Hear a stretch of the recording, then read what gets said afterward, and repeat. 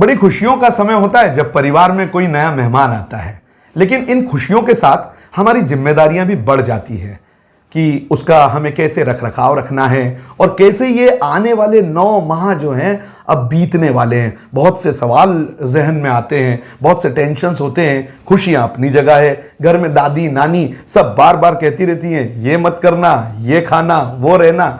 तो इन सब सवालों के जवाब के लिए हमारे साथ डॉक्टर एम उबेजा जी हैं।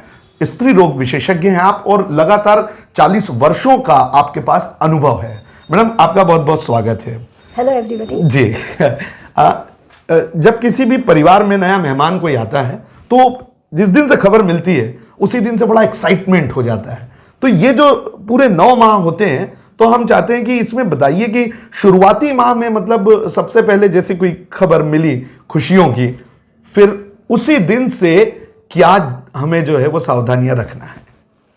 सबसे पहले तो मैं बता दूं कि जो प्रेगनेंसी के 9 माह रहते हैं उनको 3 ट्राइमेस्टर्स में, 3 भागों में, 3 खनों में डिवाइड किया हुआ है। पहले 3 महीने को फर्स्ट ट्राइमेस्टर कहा जाता है, बीच के 3 महीनों को सेकेंड ट्राइमेस्टर कहा जाता है, आखिरी 3 महीनों को लास्ट ट्राइमेस्टर या थर्ड ट्राइमेस्टर कहा जाता है। और मज़े की बात है कि ये जो 3 ट्राइमेस्टर हैं, इनमें जो 3-3 महीने हैं, इनकी आपस में लगभग समस्याएं और सावधानियां एक जैसी होती हैं। तो ये बड़ा सुविधापूर्ण डिवीज़न है और मरीज को मोटा मोटा समझाना बड़ा आसान सा हो जाता है।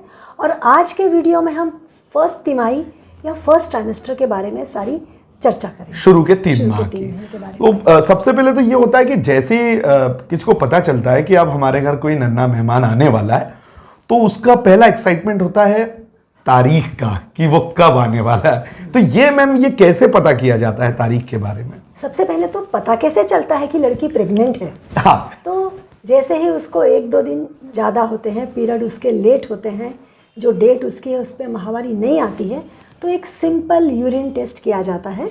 क्योंकि प्रेगनेंसी में बहुत सारे हार्मोन्स बढ़ते हैं, तो बीटा एससीजी ब्लड में बढ़ता है और यूरिन में आता है।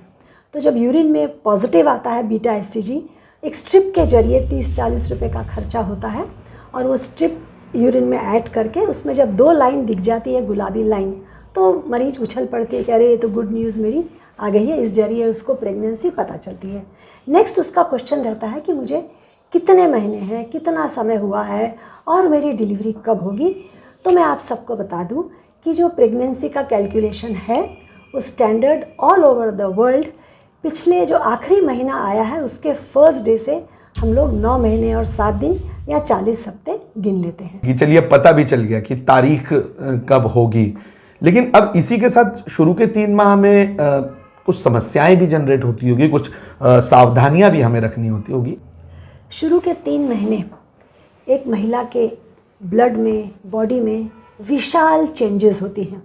हार्मोन्स इतनी ज़्यादा मात्रा में, इतने सारे मल्टीप्लिकेटेड वैल्यू में ब्लड में फ्लो करते हैं कि ये हार्मोन्स यूट्रस में जगह बनाते हैं, बच्चे की चिपकने की व्यवस्था करते हैं, बच्चे के बढ़ने की व्यवस्था करते हैं।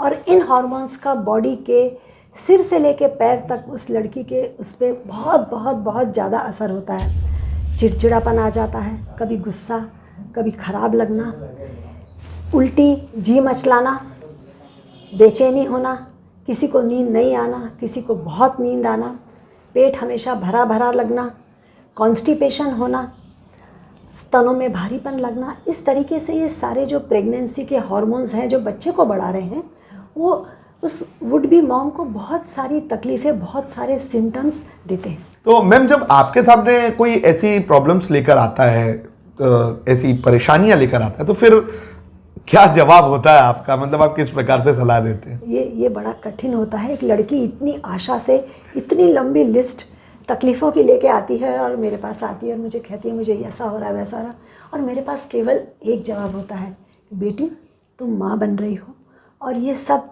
नॉर्मल है, फिजियोलॉजिकल है और तुमको सहन करना पड़ेगा, क्योंकि इसीलिए तुम महान कहलाओगी। सारे कवि इसीलिए माँ को महान कहते हैं। हाँ। क्योंकि थोड़ी मसलाहट, उल्टी, तकलीफ़ें नज़रअंदाज करनी पड़ती हैं। कभी तो बहुत अच्छा लगता है, कोई दिन बहुत अच्छा निकल जाता है, कोई दिन बहुत डल, बहुत डाउन लगता है, और घर वालों को भी समझाना पड़ता है, भैया इसके मूड के हिसाब से चलो, इसको जो अच्छा लग रहा है वो दो, इसको जब अच्छा लग रहा है चल फिर करेगी, हंसे मुस्कुराएगी नहीं तो आराम करेगी, तो पूरे घर को एडजस्ट करना पड़ता है, क्योंकि इसके लिए कोई दवाई नहीं है।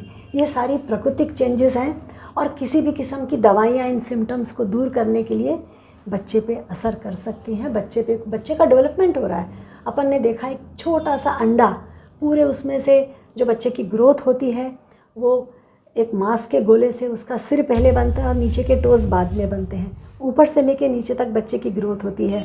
3 महीने का बच्चा जब पूरा बन जाता है, उसका सिर आ जाता है, छोटे छोटे हाथ पैर नाखून सब बन जाता है, एंड सबसे पहले उसका हार्ट बनता है। कोई भी दवाई इन सब चीज़ों की बनावट में असर करके बच्चे में कोई डिफेक्ट ला सकती है। इसलिए जहाँ तक हो सके उसकी सारी तकलीफ़ों को मैं प्यार से सुनती हूँ, हंस के टाल देती हूँ, समझा देती हूँ, घर वालों को समझा देती हूँ। दवाइयाँ हम नहीं देते। तो दवाई नहीं लेना है, एक्साइटमेंट है, अंदर क्या हो रहा है, तो फिर क्या करना है? प्रेगनेंसी की पहली तिमाही में जो एक विटामिन है जो all over the world advocated है प्रेग्नेंट के 3 महीने के लिए, वो है फोलिक एसिड। फोलिक एसिड मैं मेरी पेशेंट्स को समझाती हूँ कि आप रोटी मिस कर दोगे चलेगा, लेकिन फोलिक एसिड मिस मत करिए। और फोलिक एसिड तो प्री प्रेगनेंसी विटामिन है। आजकल चलन चला है फॉरेन कंट्रीज़ में, प्रेगनेंसी लोग प्लान करते हैं और फोलिक एसिड स्टार्ट कर देते हैं 1-2 महीने पहले से। तो फोलिक एसिड महिला को भी स्वस्थ रखता है और बच्चों के भी बहुत सारे अंदरूनी जो डिफेक्ट्स आते हैं बच्चों में, उससे उसका रक्षा कवच है।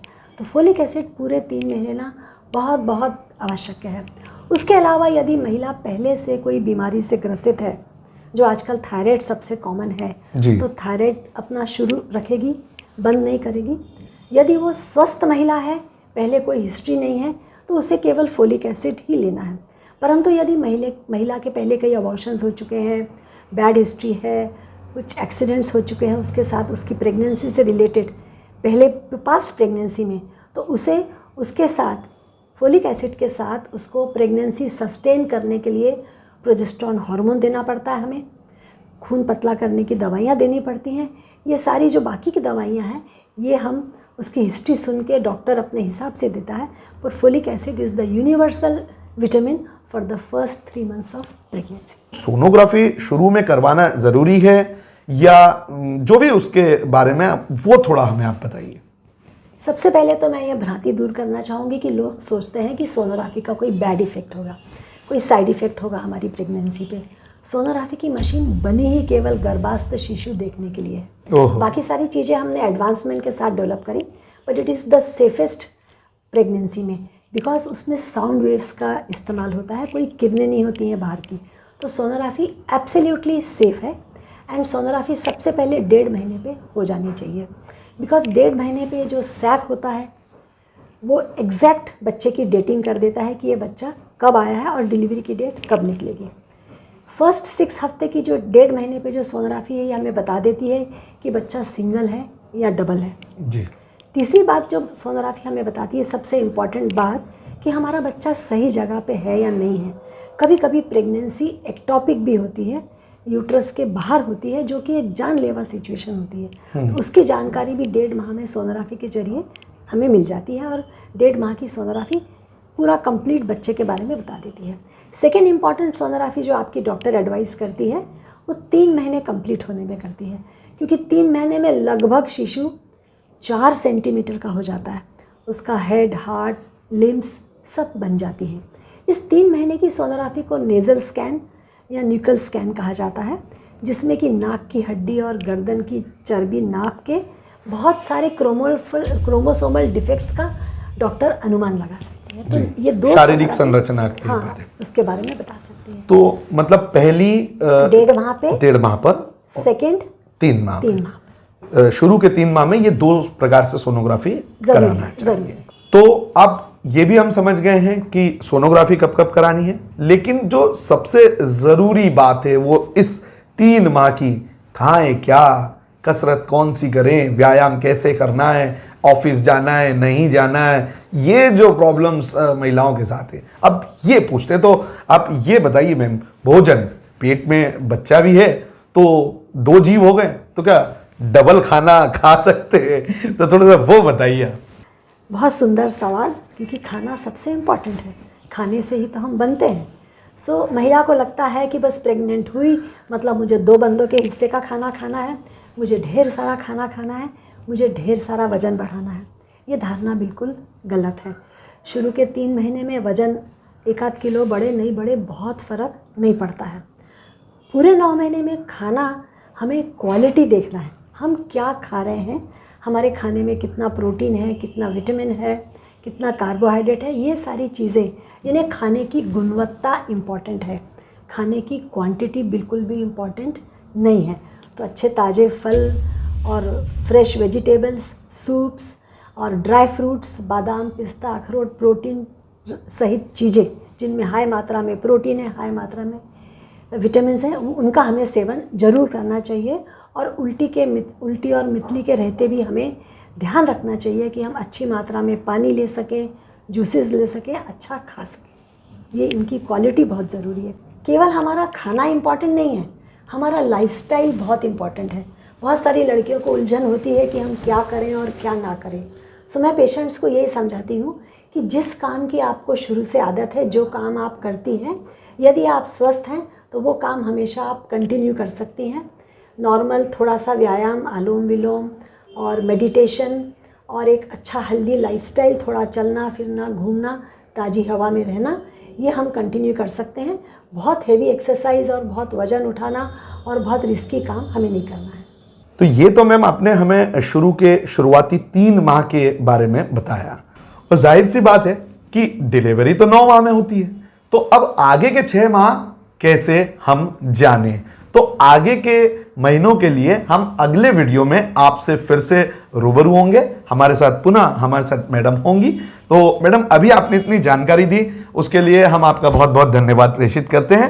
और हमारे दर्शकों से भी हम ये कहना चाहते हैं कि इस प्रकार के जितने भी आपको क्वेश्चंस आ रहे हैं आपके दिमाग में डिलीवरी को लेकर, तो आप हमारे कमेंट्स बॉक्स में भी बताएं, और जो आपको डिस्क्रिप्शन में मैडम का नंबर भी दिख रहा होगा, तो आप उस पर भी संपर्क कर सकते हैं। फिलहाल हमें दीजिए इजाजत। नमस्कार। नमस्कार।